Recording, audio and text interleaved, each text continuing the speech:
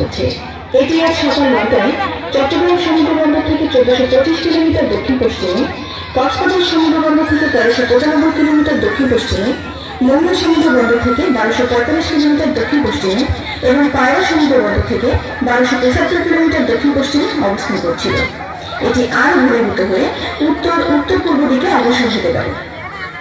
ঘূর্ণিঝড় চলবে 54 কিলোমিটারের মধ্যে বাতাসের একটানা সর্বোচ্চ গতিবেগ ঘন্টায় 62 কিলোমিটার, যা দমকা অথবা ঝোড়ো হাওয়ার আকারে 88 কিলোমিটার পর্যন্ত বৃদ্ধি পাচ্ছে। ঘূর্ণিঝড় চলবে নিকটবর্তী এলাকায় সাগর খুবই উত্তাল রয়েছে। চট্টগ্রাম, কক্সবাজার, মোংলা ও পায়রা সমুদ্র বন্দরসমূহকে 1 নম্বর দূরবর্তী সতর্ক সংকেত নামিয়ে তার পরিবর্তে 3 নম্বর স্থানীয় সতর্ক সংকেত দেখাতে বলা হয়েছে। উত্তর বঙ্গোপসাগরের গভীর সাগরে অবস্থানরত সকল মাছ ধরার নৌকা ও ট্রলারকে উপকূলের কাছাকাছি থাকতে বলা হয়েছে, যাতে তারা স্বল্প সময়ের নির্দেশে নিরাপদ আশ্রয়ে যেতে পারে। সেই সাথে তাদেরকে গভীর সাগরে বিচরণ না করতে বলা হয়েছে।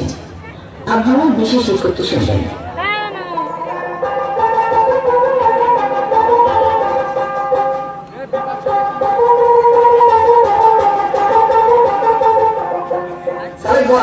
এই গাছ লাগাইলে কাজ আমাকে কতদিনের মধ্যে শেষ করতে হবে?